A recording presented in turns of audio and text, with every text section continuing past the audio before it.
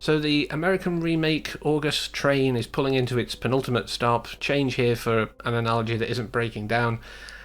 But let's look at One Missed Call from 2008. This was directed by Eric Villette and written by Andrew Clavin. One of those is hopefully right.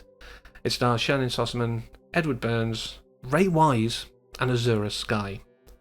Now, Ray Wise is one of those people I've loved. He's one of those great journeyman actors who you've seen him in a lot of stuff. Like I know him a lot from Twin Peaks, for example. But he's got that charisma, but also a good sensitivity. He's not an actor who's afraid to go to new places. He always likes to challenge himself. I do get that vibe. Similarly, Azura Sky, everything I've seen her in has been great. She's our Buffy connection for this week. She was in season 7 a couple of times. And, you know, she's one of those people who I, again, respect. I do find her compelling to watch whenever she's on screen. So the fact that I forgot these two people are in this film says a lot. I mean, there's also Ariel Winter, because I talked about The Quarry last week as young Ellie. And I'd forgotten that as well. So it just goes to show this was not that impressive. One of the things that it's known for is pretty much killing off the J-horror trend, or the remake of J-horrors that was at the time. It then switched to the paranormal activity kind of found footage thing, because I believe that released the year before. But yeah, they could have existed side by side, but this pretty much killed it off. I mean, it hibernated, you could say, because there were a few things that came afterwards, but certainly didn't have the high profile, let's put it that way.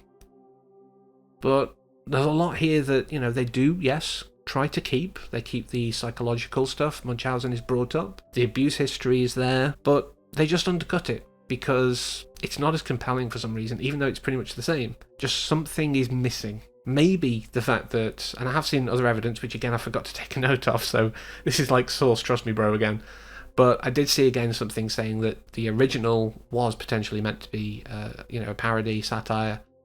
This is obviously trying to be serious, you can tell, and it suffers for that, which lends credence to the first one, because I do think that it worked mostly, thinking of it as that, but looking at this as a genuine attempt to create a J-horror style film, it just falls flat. I just cannot find much to really praise here. Now, that could be for a number of factors. Studio interference does happen, and there were things that were changed here.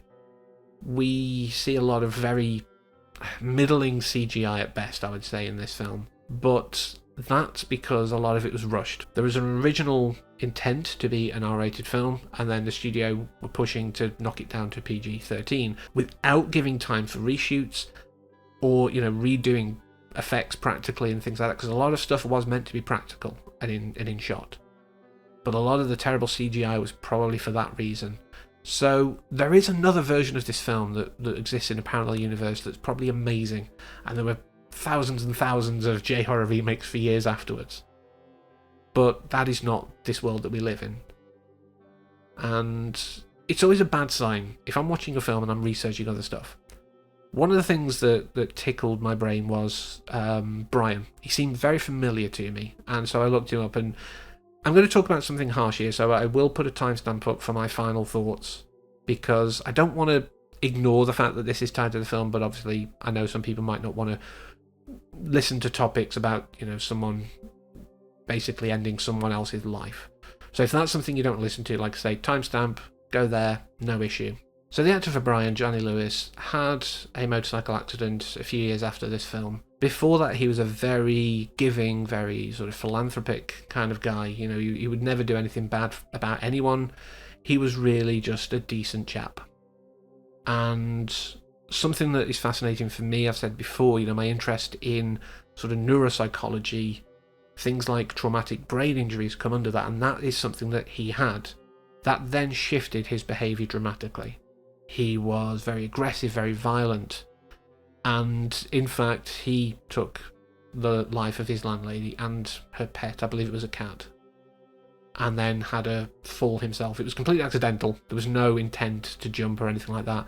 He literally fell and game over for him kind of thing. But it's so sad to see that, this really... Because he's okay in this. I think everyone in this just was working with not great material. And I think he did alright with what he had, and it's sad that we won't see, what he could have done for the past decade plus. But yeah, the fact that it does tie into the film in a way, you know, about people doing something out of character. People wouldn't have assumed that Marie was abusive, but it seemed to be when you look to the daughter, until we find out the twist, of course. So I think after that, let's palate cleanse with a little lighter thing to end like I like to do. And I just want to welcome back those who skipped forward. Thank you for returning to us. Little funny story that came into my mind, and again, this is me researching stuff because I wasn't engaged in the film. When they're going to see, you know, what's happened in the home, and there's a neighbour who comes out, it's like, oh, no one's seen him for 2 weeks. And he's all like, I can't break in. I'm a police officer, or whatever rank he is. I can't even remember that. It doesn't matter to me. That doesn't make sense. One, because they're then just breaking anyway. But two, there is a thing called, and it depends on where you're from, it'll probably be phrased differently, but the way I saw it is a community caretaking exception. Because police can't break in just like anyone else can't unless they have a good reason.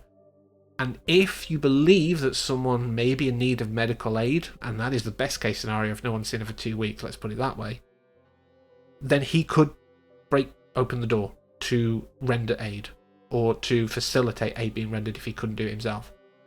That is a perfectly valid exception. Like I say, kind of moot because they're just breaking anyway, so why make a thing about it? Why don't they just go in? But yeah, this film, I've had worse 86 minutes of my life. It doesn't, you know, stick around too long, but I've definitely had better. So don't feel like you have to watch this if you're ever doing like a watch of all the, you know, J-horror remakes. You can skip it. You're not really going to miss out on much. But next time we're going to be finishing off this run, and then I'll have September free until the end when I start uni again. But I hope you'll join me for that and everything coming up. So thank you for watching, and until next time, take care.